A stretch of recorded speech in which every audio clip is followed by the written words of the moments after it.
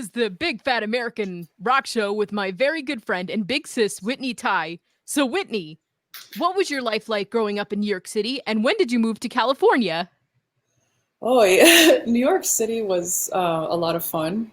I would say that my life was kind of normal as a kid. I had a lot of friends. I went out and did a lot of sports.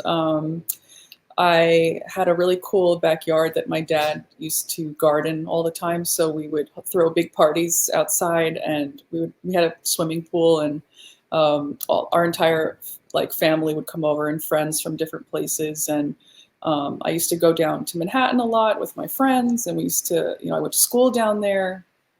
So there was like, I feel like there's so many years, but like high school for me was probably like the most fun time, and college growing up in New York, because I got to experience like going to school in my hometown, but then also like kind of getting away from the small city and going down to the big city, and then being able to like grow up there and learn and new things and meet like new people that I might never have met if I would have kind of just stayed in the safety of like my small town for a long time. So yeah, it was, I would say that there was just a lot of dynamics in growing up in New York, just between living in the suburbs and then being able to go to college in, like 20 minutes away. I had like the big city, right, Times Square, and the Village, and the up, Midtown. So there was just a lot to absorb as a kid.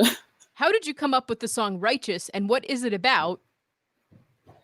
Righteous is about standing up for what you believe in, which I think is a message that I feel like we all need right now, because everybody feels sometimes that their voice doesn't matter, even though we have the internet, which like amplifies our voice. But sometimes we can get buried in the internet itself, just because there is so much to say, and there are so many people out there, internet bullies, or so many opinions.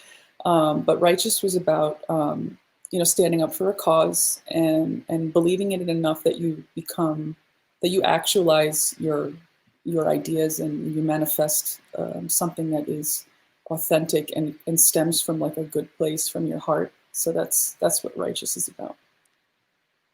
Have you ever won a Grammy Award? I haven't, but it would be nice someday to accept one of those. But I think the greatest award that I've gotten personally thus far is just being able to have the choice to make music and do that for as a profession. Do you have a favorite band or artist that you like to listen to? Oh dear. This is like probably the longest list in the world, but I would say that like right now, at where I'm at in my life, I would say that right now, like Stone Temple Pilots are still my favorite band. Their range is really amazing, and I love the way their songs are composed, and all the instrumentation. I feel like they're like one of the most underrated bands from the grunge era. That they were so much more than grunge, and they were really well versed on how to write music and how to instrumentate music. So they're definitely my favorite right now. Do you still like to write poetry as a hobby? And who's your favorite poet that you like to read? I love to write poetry. I try to do it every day because it's like a great exercise just to keep everything sharp, and also to explore like new concepts that maybe if you're like feeling upset about something or frustrated, or you're having, I don't know, some kind of day, or you're elated and you want to share like a great moment. It's like a good way for me to get things out and communicate like everyday concepts in maybe like a more artful way that makes it like a fantasy. But my favorite poet as of late, I would say, is Pablo Neruda. He has a very special way of using verse and telling and painting a story that is very visual. And even with writing music, I like to make things very visual. Do you perform live in concerts? And if so, are you looking forward to touring when it is safe to do so? I do. I love performing live. I miss it. I can't believe it's been almost a year since we've all been out there performing. The last show I did was at NAMM in January, which was really, really fun. And it was overwhelming. And I was so nervous because that was, one of the most like large and formal crowds that we got to play to, because in the local scene it's different. You know, it's more intimate, a lot of the venues, and this one was really big. But I want to make sure that when we do go out touring again, that it is safe and that people can feel comfortable enough to just, you know, let go and give their best performance without fear of their health, you know, or hurting somebody else. Who have been some of your favorite people and projects to work with? Well, I love working with Tim, who's my co-writer. We write a lot together. He's one of my favorite human beings in this whole world. So writing with him and making new ideas is always exciting. I really did enjoy working with my friend Spencer. He's a producer out in Atlanta.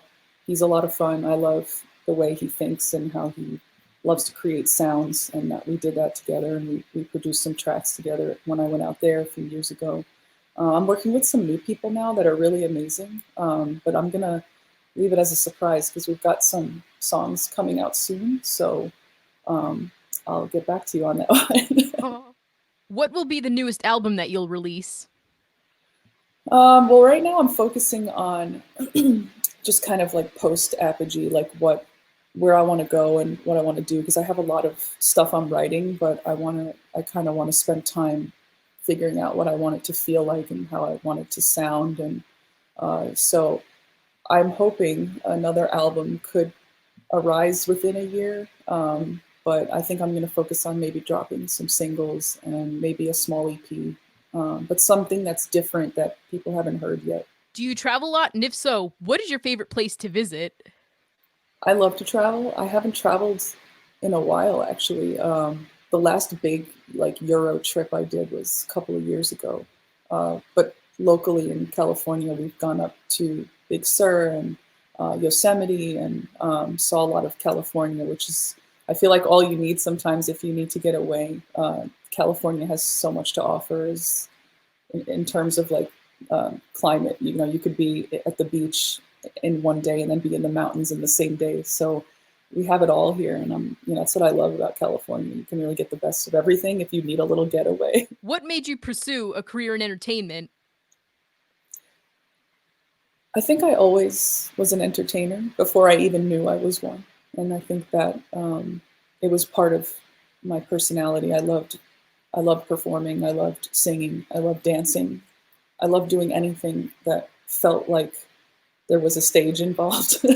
So it's nice because being a performer means to me commanding a part of your self-confidence that you feel like vulnerable enough to show people something, whether that be a speech or a song or a piece of art. I think letting yourself go or letting that wall down so that you can be available to other people is a state of performance. Life is a state of performance in a sense.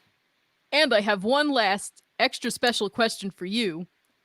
I saw that your new video is being entered in the Venice Film Festival, and is that in Venice, California or Venice, Italy? It's in Venice, California. It's Venice Beach. I think we did enter into the Florence Film Festival, so I'm waiting to hear back on that. That'll be cool. If we could get into an Italian one, that would be really nice. And yeah, we're super excited. I can't wait to see all the other contestants too, because we just got the notice a few days ago. So I feel very proud of my team, and we really hustled and pulled it together to make this happen, even amidst COVID.